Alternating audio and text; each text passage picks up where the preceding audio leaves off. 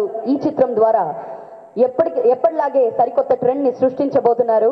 మరి ఆ ట్రైలర్స్ చూసిన వెంటనే మనం చెప్పొచ్చు ఏ రేంజ్ లో ఈ సినిమా ఉండబోతుందో. మరి కమల్ హాసన్ గారి కెరియర్ లో ఇప్పటి వరకు మనం ఎన్నో సినిమాలు చూసాము. తెలుగులో స్వాతి ముత్యం, సాగర్ సంగమం, శుభ సంకల్పం, ఇలా చెప్పుకుంటూ పోతే చాలా పెద్ద లిస్ట్ ఉందండి. మరి ఈ సినిమాలన్నిట్లో కూడా భారీ బడ్జెట్ సినిమాలు చూసాము, మల్టీ స్టారర్స్ చూసాము, దేశ విదేశాల్లో వెళ్ళి చిత్రీకరణ కూడా చూసాము. కానీ ఈ ఒక్క సినిమా స్పెషాలిటీ ఏంటంటే కమల్ హాసన్ గారు స్వయంగా నటించడం మాత్రమే కాదు, దర్శకులుగా ఈ సినిమాలో అద్భుతంగా డైరెక్ట్ చేయడం. మరి కమల్ హాసన్ గారు నటిస్తేనే సినిమాలు ఏ రేంజ్ లో ఉంటాయో మీకు తెలుసా? తెలిసే ఉంటుంది. ఎందుకంటే ఆయన మన యూనివర్సల్ హీరో అండి. ఆయన నటిస్తేనే సినిమాలు ఒక రేంజ్ లో ఉంటాయి. ఆయన నడిపిస్తే సినిమాని ఇంకా ఏ రేంజ్ లో ఉంటుందో ఒక్కసారి ఊహించండి. మరి 2012లో మనందరికీ నూతన సంవత్సర కానుకగా మరొకసారి డాక్టర్ కమల్ హాసన్ గారు ఈ చిత్రాన్ని మనకి కానుకగా ఇవ్వబోతున్నారు. సో విశ్వరూపం హోల్ యూనిట్ కి కూడా మా అభినందనలు తెలియజేసుకుంటున్నాము. సార్ 2012లో ప్రపంచం అంతమైపోతోంది అన్నారు. మీ సినిమా చూడకుండా మేము ఎలా అంతమైపోతామండి? ఎందుకంటే వెండి తెరతో సహా మేమంతా కూడా 1000 కళ్ళతో ఎదురు చూస్తున్నాము డాక్టర్ కమల్ హాసన్ గారి విశ్వరూపం సినిమా కోసం. అవునా కాదా? సో మరొకసారి ఈ విశ్వరూపం ఆడియో రిలీజ్ సందర్భంగా పేరున ఇక్కడ విచ్చేసినటువంటి అధిరథ మహారాజులు, సినీ ప్రముఖులందరికీ కూడా మరొకసారి మా స్వాగతం తెలియచేసుకుంటూ, మరి ఈ రోజు మా ఆహ్వానాన్ని మన్నించి విచ్చేశారు ప్రముఖులు. వారిని వేదిక మీదకి ఇన్వైట్ చేద్దాం. ముందుగా పీవీపీ సినిమా డైరెక్టర్ అరసు గారిని వేదిక మీదకి వచ్చి గెస్ట్స్ ని రిసీవ్ చేసుకోవాల్సిందిగా కోరుతున్నాము.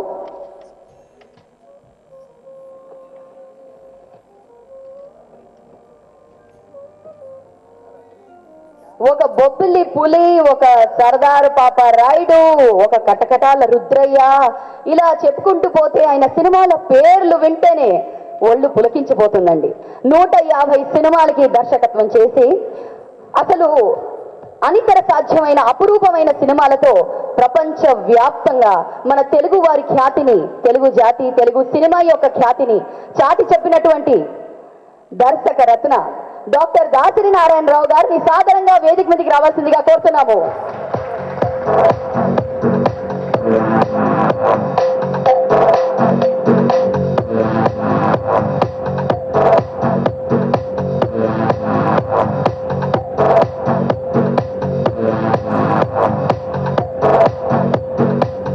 స్వాగతం సార్, వేదికపై స్వాగతం. Thank you so much. మరి ఈ రోజు మా ఆహ్వానాన్ని మన్నించి విచ్చేసినటువంటి movie mogul, highest number of films, ఎన్నో భాషల్లో సినిమాల్ని ప్రొడ్యూస్ చేసి Guinness book of world records లో తన పేరుని నమోదు చేసుకొని తెలుగు వారందరికీ గర్వకారణమైనటువంటి movie mogul doctor D Ramanaidu గారిని సాధారణంగా వేదిక మీదకి రావాల్సిందిగా కోరుతున్నాము.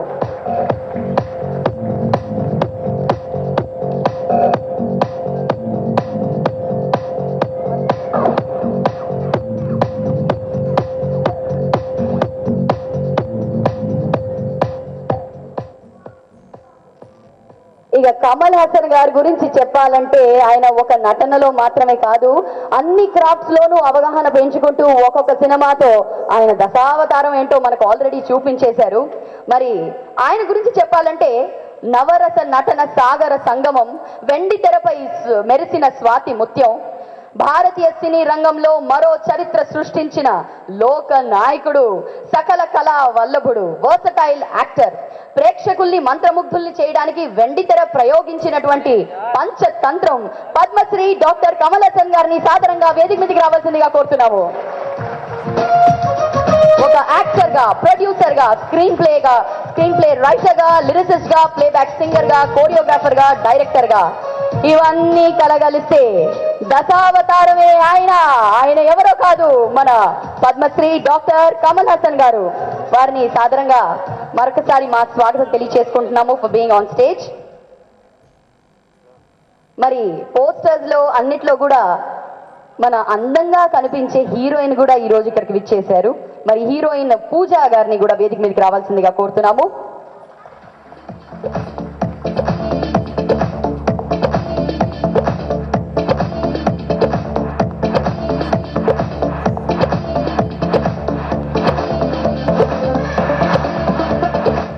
ఈ మధ్య ఎక్కడ చూసినా ఏ నోట విన్నా ఈగ ఈగ ఈగ వినిపిస్తూనే ఉంది.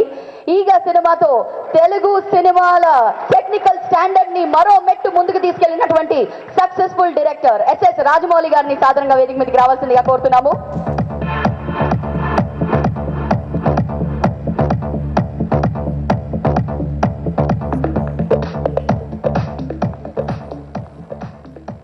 విశ్వరూపం ఆడియో రిలీజ్ సందర్భంగా ముందుగా movie mogul doctor D Ramanaidu గారిని మాట్లాడవలసిందిగా కోరుతున్నాము.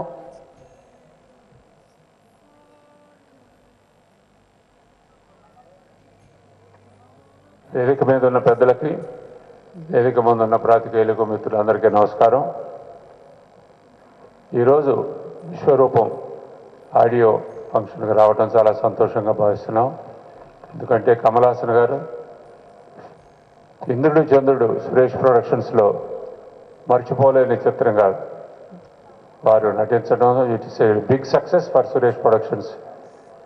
వారు యాక్ట్ చేసేటప్పుడు వారు దర్శకత్వం అన్నారు ఇందాక. వారు మా షూటింగ్ అప్పుడు కూడాను వారికి వర్క్ లేకపోతే సెట్కి వచ్చి ఆయన కూడా దర్శకత్వంలో పాల్గొని ఏదో విధంగా అట్లా చేయాలి ఎలా చేయాలని చెప్పేసి చక్కగా ఆర్టిస్టులందరికీ సహకరిస్తూ మామూలుగా ఆయన యాక్ట్ చేసి కూడా చూపిస్తుండేవాడు. ఇంద్రుడి చంద్రుడిలో నాకు ఇంకా గుర్తుంది, ఒక సీన్ ఒకటి ఉంది, ఒక లెటర్ రాసే సీను. అది 550 అడుగుల సీన్. అది నా దగ్గరకు వచ్చి నాయుడు ఈ షాట్ కట్ చేయొద్దు, మొత్తం ఒకే షాట్లో తీసేస్తాను నేను అని చెప్పాడు. ఒకే షాట్లో మొత్తం 550 అడుగుల సీన్ యాక్ట్ చేశారు. అన్ఫర్గెటబుల్. నాకు ఇంద్రుడి చంద్రుడు మర్చిపోలేని చిత్రం. ఈ పిక్చర్ వారు దర్శకత్వం వహించడం ట్రైలర్లు చూస్తుంటేనే తెలుస్తుంది ఎక్కడో టెక్నికల్గా కానీ ఈ పిక్చర్ ఏ లెవెల్లో ఉందనేది. ఈ పిక్చర్ సూపర్ డూపర్ హిట్ కావాలని కోరుకుంటూ నాకు ఈ అవకాశం ఇచ్చినందుకు వారు అందరికీ కృతజ్ఞతలు చెబుతూ సెలవు తీసుకుంటాను.